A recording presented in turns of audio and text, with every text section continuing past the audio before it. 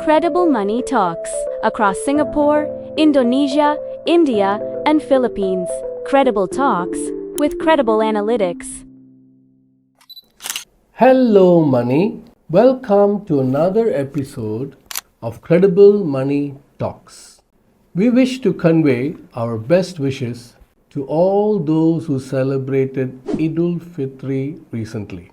During the Idul Fitri holidays, I was watching our dear President Prabowo's talk in his episode named Prabowo Menjawab.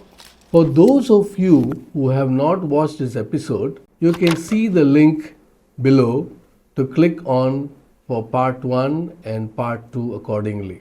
What was interesting in that discussion was Prabowo's earnest intent to attain efficiencies in the state budget, and also specifically with regard to efficiencies in state-owned enterprises. Prabowo stated that efficiencies will be the hallmark in 2026 for Indonesia. This will be important to sustain the budget deficit of below 3%. We are all aware of the challenges Indonesia faces with regard to the increase in oil prices worldwide and also the increase in cooking gas prices worldwide. This we know shall put pressure on Indonesia's budget and, importantly, risk that social assistance programs become a burden to the Indonesian budget. Hence, the way to move forward is clear that efficiencies have to be realized. On the other hand, we note that what has been happening in the past with regard to corruption cases and inefficiencies has been across the board significant in nature. In the past, for example, Waskita Karya, a state-owned enterprise, which initiated infrastructure contracts without adequate contract risk management, led to disrupted cash flows and numerous vendors not being paid. For example, another case of Pertamina, another state-owned enterprise, where procurement was conducted directly by production entities without proper separation of commercial functions, which led to corruption scandals, and numerous individuals have been rounded up for corruption by the Corruption Watch in Indonesia. Also, another case, you have Thema, another state-owned enterprises, entered into processing of tin contracts without proper procedures, which led to losses in trillions for the country. Another case of Pertamina again, corruption in the procurement of LNG has led to significant losses for Indonesia because these contracts did not have proper oversight mechanisms to obtain the best results for Indonesia. Another case, PLN, there have been issues of significant markups on voltage system upgrade projects, etc. Hence, the list goes on and on. What is obvious is that current system where the company structure risk mitigation processes via board of commissioners who are supposed to oversee all these issues properly through standard operating procedures developed by board of directors, etc., is not effective. So recurring issues on long-term commercial functions or contracts which are managed by operational and production entities is obviously leading to no avail. Hence, if we want to eradicate corruption, inefficiencies in the state-owned enterprises, then a structural solution is needed.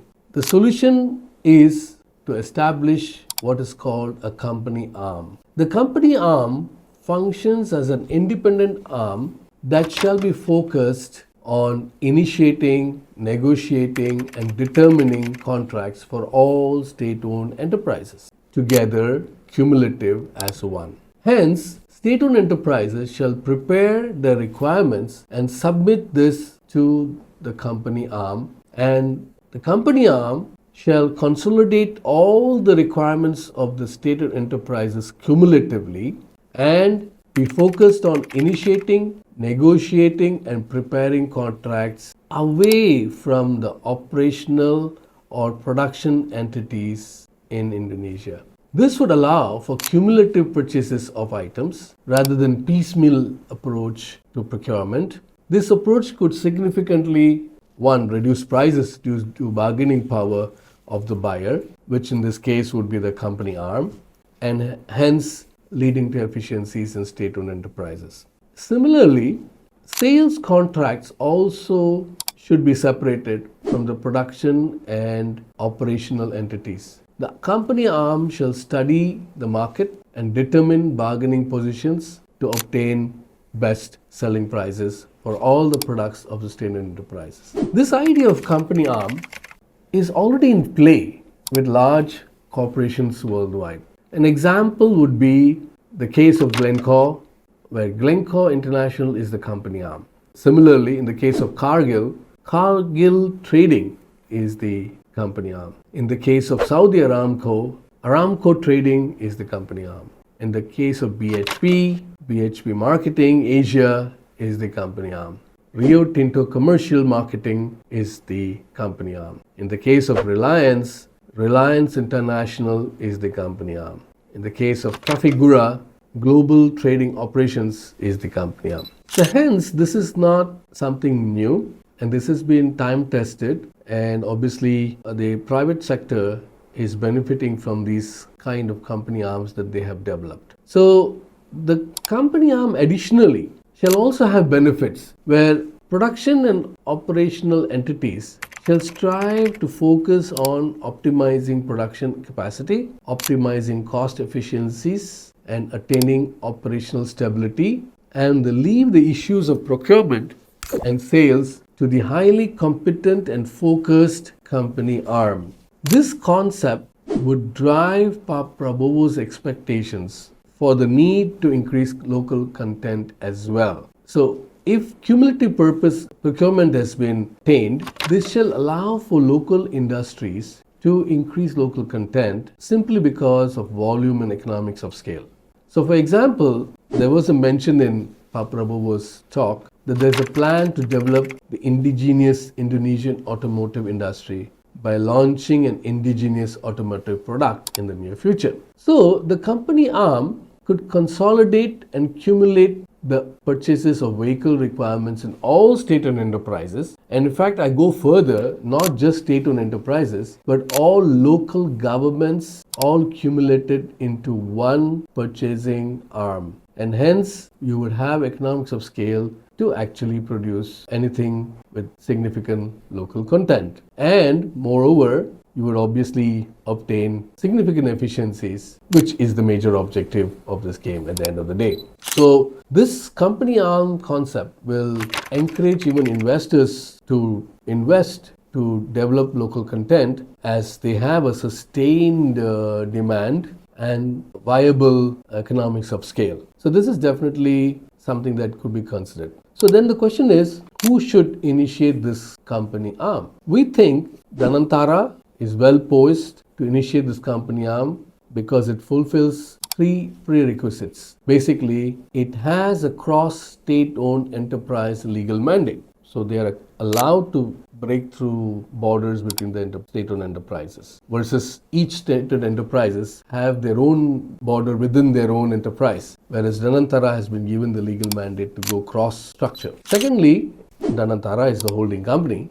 So obviously they have the powers to push down an agenda, obviously the noble intent of efficiencies as well. And finally, if capital is needed to be put into developing any system for such a company arm or recruiting the right candidates with competencies accordingly in the company arm, well, Danantara has the capital available to go forward. So this is definitely a real solution on the ground to attain efficiencies which are very critical to ensure that our budget deficit doesn't cross the 3%. We are not saying that this transformation is going to be easy, but now we all can consent that the present system is obviously not effective. So further, don't forget, we are in a state of flux where we have war conditions not far from us, and the impact of this is definitely there with regard to oil prices, cooking oil,